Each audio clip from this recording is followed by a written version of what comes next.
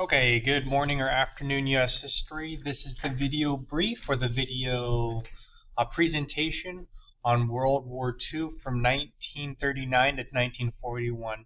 Necessary or prerequisite information that you need for your Pearl Harbor packet, your first DBQ. So yeah, let me see how to work this thing. Here we go. All right. So what are you doing with this video and this little presentation? Essentially, you're gaining background information on key themes and events of World War II that will be helpful to completing your DBQ packet. Yes, you'll be analyzing documents to help you answer the questions, but it is essential to also have background information. So how you're going to be setting up your notes in a similar fashion to this little setup. You got the year, just 1939 to 1941, because those are the three we're doing today. The theme, so the theme is like the story. If you had to summarize everything that happened in World War II in just like a sentence or two, that's what the theme is. And the event are or is two key events from that year that help tell the story a little bit more with details. So make sure you set up some sort of format like this in notes. You can do it online. You can do it on a piece of paper. And then then we'll get started. Cool. Hopefully you paused, and we're going to move on then. So first up, we have the year 1939. So the main theme or the main story of the year is that Germany is aggressive and the Soviets collude or kind of like or help them in the crime of aggression. So what happens? Long story short, for the year 1939, Germany starts World War II with the invasion of Poland. Here's Germany in the year 1939. They're much larger because they've conquered a lot of territory already. Because as you learned from your 5Ws lecture, the Allies appeased them or kind of let Germany do whatever because they didn't want to start World War II.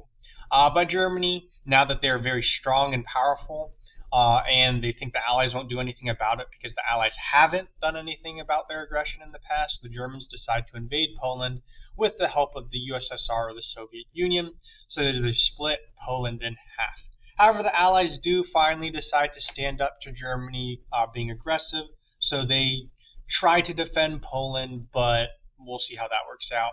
Nonetheless, World War II officially starts as Germany, the Soviets kind of, Poland, the UK, and France are now all involved in a struggle over Poland and ultimately Europe.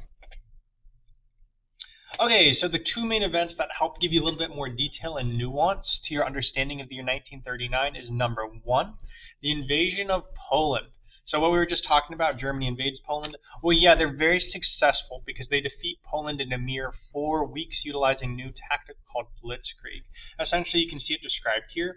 Instead of attacking across a large front, you pick 2 weak points in the enemy line, or just basically you choose to strengthen 2 areas of your attack.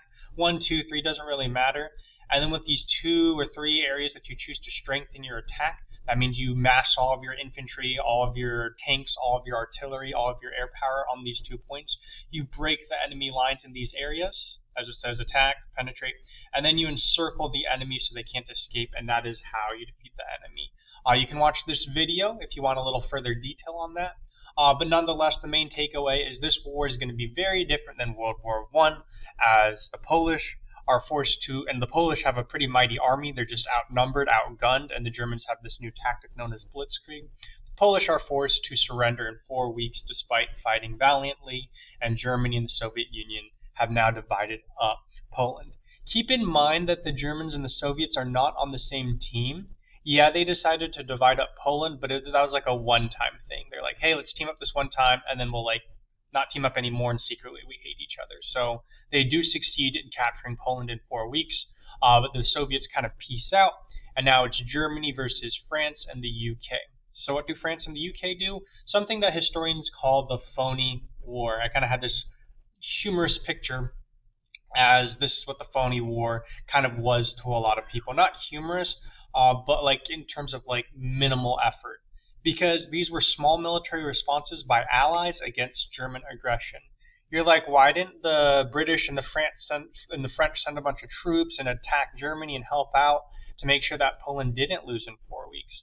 Well, the only people who were ready for war during this time period was the Germans. The French and the British were not ready, but they had to, or they felt they had to defend Poland against German aggression. So They entered the war, but they still needed a lot of time to get ready. So towards the beginning, they really didn't do much. They tried to help defend Norway. They launched very small offensives into Germany, but they didn't try to do that much. They were more trying to build up their might, mobilize. That means get your army prepared for war so that they could attack the Germans, but they really didn't do much in 1939. That's why it's known as the Phony War, because again, Germany was ready for this war, but the UK and France weren't. And we'll see how that plays out for them in 1940. 1940, the darkest hour. So this is the roughest year for the Allies, really. That's why it's called the Allies' darkest hour. This is the year, the main takeaway, the main theme of the year. France and the lowlands, which is just Belgium, Netherlands, and Luxembourg, that country, and that country, all fall to a German invasion in only 6 weeks. So wow.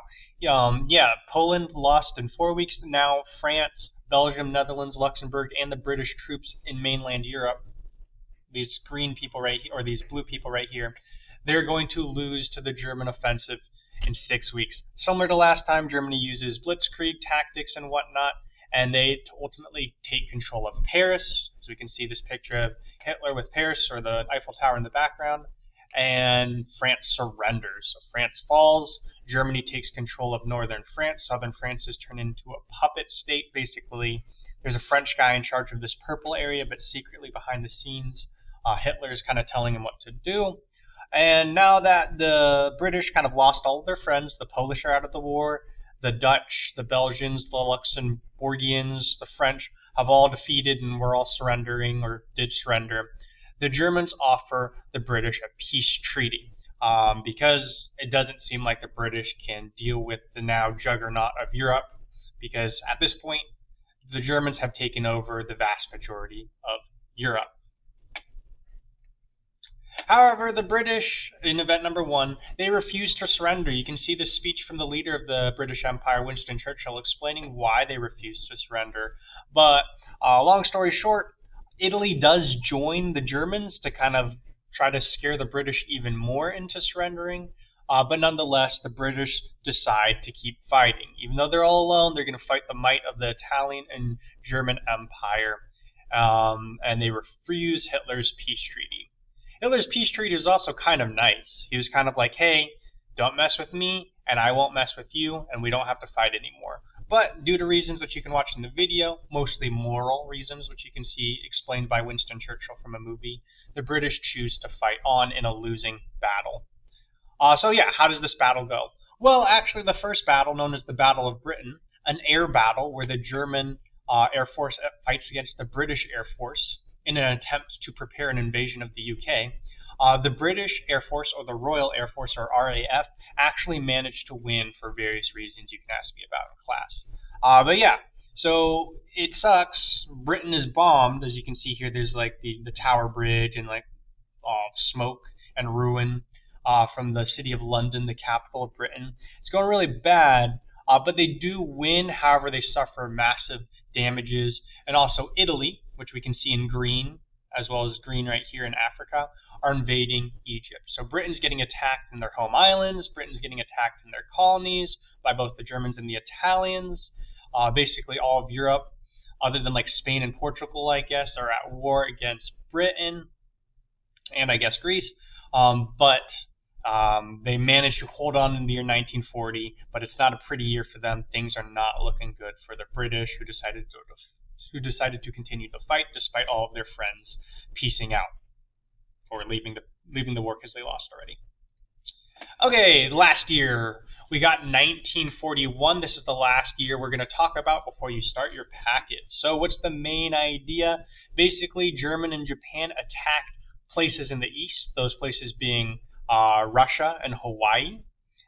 And this basically creates a new allied team. The British are no longer going to be alone, because two major powers, the US and the USSR, or the Soviet Union, are attacked by members of the Axis, or Japan, Italy, and Germany, with Germany attacking the Soviets and Japan attacking the Americans. And this is going to create a new alliance known as the Big Three. We got left to right. We have Stalin, the leader of the Soviets, FDR, who you learned about last unit, leader of the Americans, and then Winston Churchill, leader of the United Kingdom, who's been fighting the fight for quite some time and seems very relieved to have new teammates on his side.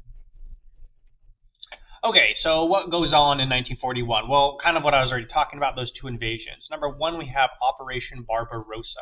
That's essentially just when the Germans attacked the Soviet Union.